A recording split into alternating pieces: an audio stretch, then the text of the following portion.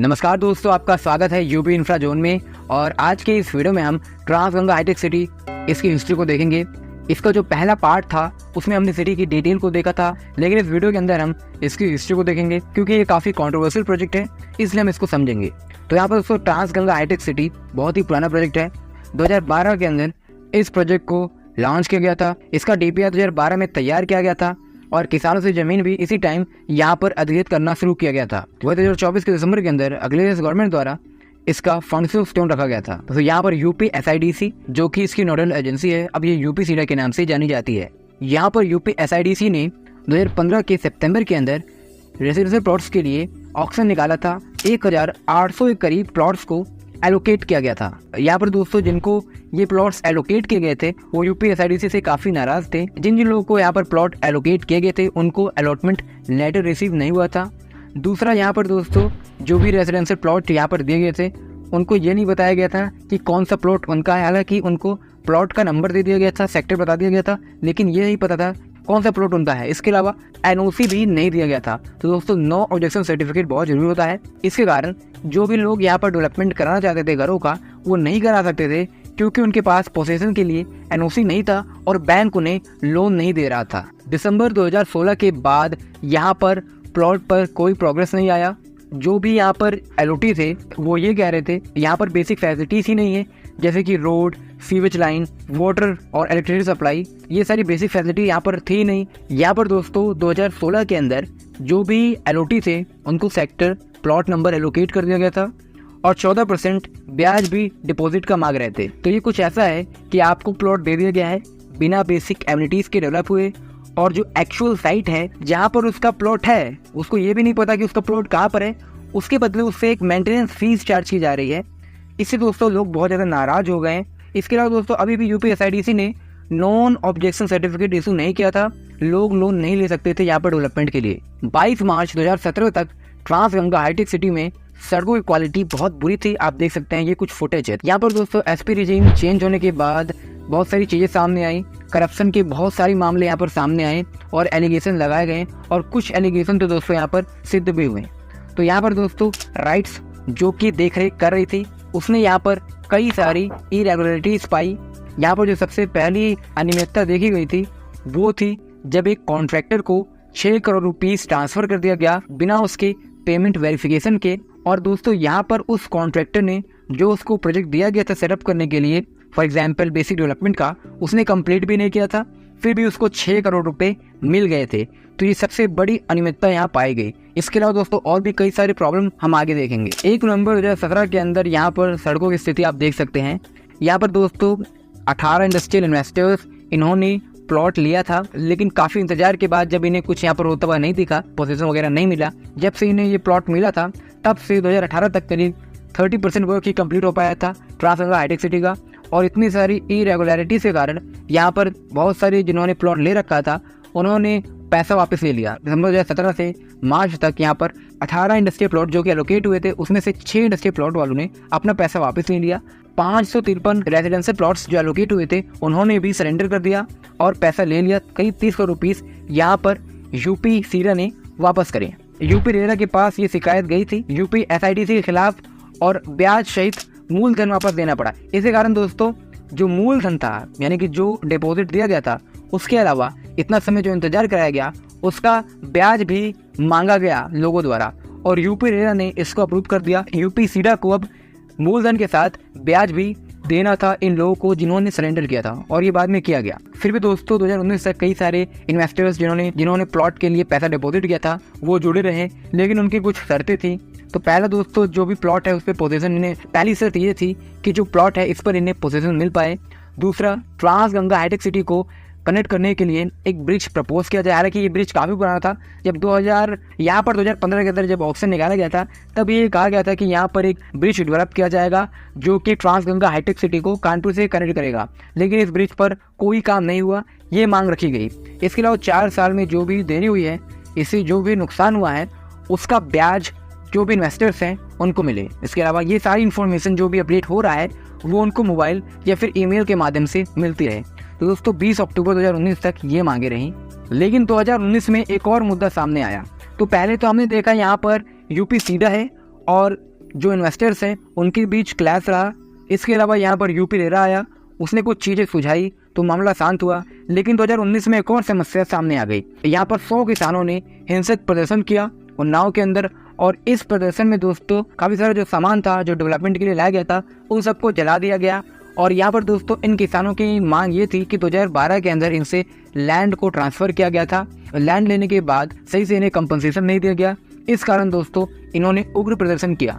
तो इसके बाद इस पर फैसला लिया गया। 25 नवंबर 2019 तक यूपी सीडा ने 535 करोड़ की वर्थ वाली करीब 61.27 एकड़ भूमि को किसानों को दे दिया। और यहाँ पर दोस्तों ये पूरा एरिया अब अलाइनमेंट का हिस्सा बन गया, और जो भी फैसिलिटीज़ ट्रांसगंगा हाईटेक सिटी के अंदर सबको मिलती वो सारी फैसिलिटीज़ अब इन फार्मर्स को भी देने का वादा किया गया। कुल मिला के दोस्तों जो टाइमलाइन 2012 से शुरू होती है और जो 2020 तक आती है, इस टाइमलाइन में कोई भी चीज़ सही से नहीं हुई, बहुत सारी इरेगुलरिटीज़ देखी गई। और यहाँ पर ये भी मैं कहूँगा कि करप्शन बहुत ज़्यादा था, लैक ऑफ अकाउंटेबिलिटी भी थी, इन्वेस्टर्स को बहुत ज़्यादा प्रॉब्लम हुई। इसके कारण बाद में जो लैंड से संबंधित प्रॉब्लम है, मैं भी इसको जेन्युइन ही कहूँगा, क्योंकि अगर अथॉरिटी इतनी इरेगुलरिटी करती है तो जाहिर सी बात है उसने लैंड एक्विजिशन में भी बहुत ज़्यादा दिक्कतें करी होंगी, फार्मर्स को सही से कंपनसेशन नहीं मिला होगा, इस कारण प्रोटेस्ट हुआ। और इसके अलावा दोस्तों जो कॉन्ट्रैक्टर्स थे उनके बीच भी बहुत सारा करप्शन हुआ था। 2020 के बाद यहाँ पर अगेन जो इंफ्रास्ट्रक्चर डेवलपमेंट है इस पर काम शुरू किया गया। और मैं यहाँ पर दोस्तों गवर्नमेंट को इस मामले में अप्रिशिएट करूँगा कि 2020 के बाद जो यहाँ पर इंफ्रास्ट्रक्चर डेवलपमेंट हुआ है वो पहले के मुकाबले काफ़ी बेहतर हुआ है, और काफ़ी सारी चीज़ें इन्होंने डेवलप की है इन 3 से 4 सालों के अंदर। हालांकि अलॉटमेंट के 6 साल बाद भी 540 एलओटी ऐसे थे जिन्होंने अभी भी गिव अप नहीं करा था। 2021 में यूपी सीडा ने काम तेज कर दिया। इसके अलावा दोस्तों कुछ ऐसे प्लॉटी थे जिनको पोजीशन हैंडओवर किया गया। वहीं 2022 में दोस्तों यूपी रेरा के पास फिर से मामला गया। यहाँ पर 44 एलओटी गए थे यूपी रेरा के अंदर, और यूपी रेरा ने इनके पक्ष में फैसला सुनाया। इसके तहत दोस्तों करीब 5.40 करोड़ रुपीज़ का ब्याज देना था जितने भी एलओटी थे उनको, और ये जो ब्याज था ये 9% था। और इसका कारण ये था कि जितना डिले आ रहा है पोजीशन देने में उसके हिसाब से उन्हें ब्याज दिया जाए 9% की वार्षिक दर पे। तो यहाँ पर दोस्तों डिपॉजिट के अलावा इतना ब्याज देना था, इसे दोस्तों जो एलओटी थे वो काफ़ी खुश थे। अब और दोस्तों अगर हम देखें तो 2016 के नवंबर में 1800 प्लॉट्स को एलोकेट किया गया था, ये सारे रेसिडेंशियल प्लॉट्स थे। फिर 2017 के अंदर बहुत सारे लोगों ने गिव अप कर दिया, करीब 700 एलओटी थे जिन्होंने गिव अप कर दिया और उन्होंने अपना पैसा ले लिया। वहीं 1110 एलओटी बचे हुए थे, जिसमें से बाद में 560 एलओटी ने यूपी रेरा के अगेन एक फैसले के बाद यहाँ पर पैसा वापस ले लिया। अंत में दोस्तों केवल 530 एलओटी बचे हैं, और इसमें से भी बहुत से लोगों ने शायद गिव अप कर लिया हो। कितनों को अभी प्लॉट अलॉट किया गया है इसके बारे में कोई इन्फॉर्मेशन अवेलेबल नहीं है। ओवरऑल दोस्तों अगर हम इसकी टाइमलाइन को देखें तो यहाँ पर दोस्तों यूपी सीडा ने यहाँ बहुत सारी इरेगुलरिटीज़ करी। इसके अलावा यहाँ पर बहुत सारा करप्शन हुआ।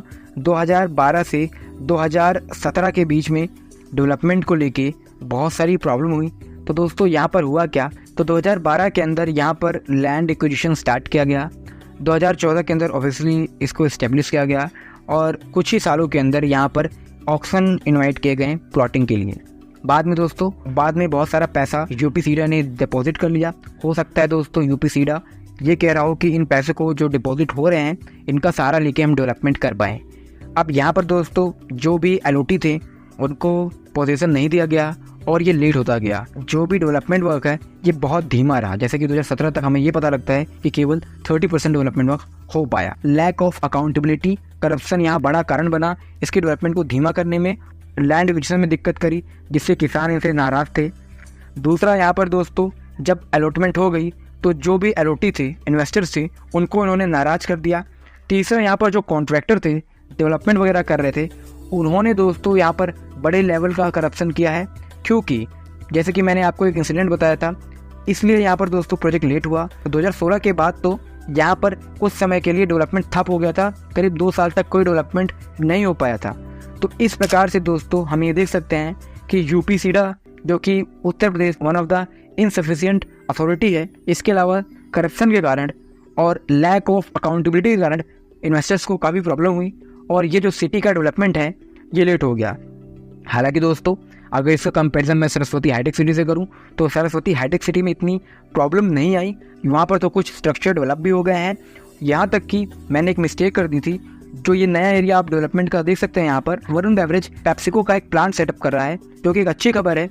किसी प्रकार का इन्वेस्टमेंट तो यहाँ आ रहा है। ट्रांसगंगा हाईटेक सिटी का अगर देखें तो कुछ यहाँ पर खास यहाँ पर अभी भी अपडेट नहीं आया है। दोस्तों असल में होता यह है कि जो ऐसी बड़ी सिटी का डेवलपमेंट होता है, जहाँ पर हाउसिंग प्रोजेक्ट होते हैं और प्रीवियस रिजीम द्वारा प्रोजेक्ट को पुश किया जाता है, तो जब नई रिजीम आती है तो वो सबसे पहले चेक करती है कि इसके अंदर क्या करप्शन के मामले हैं।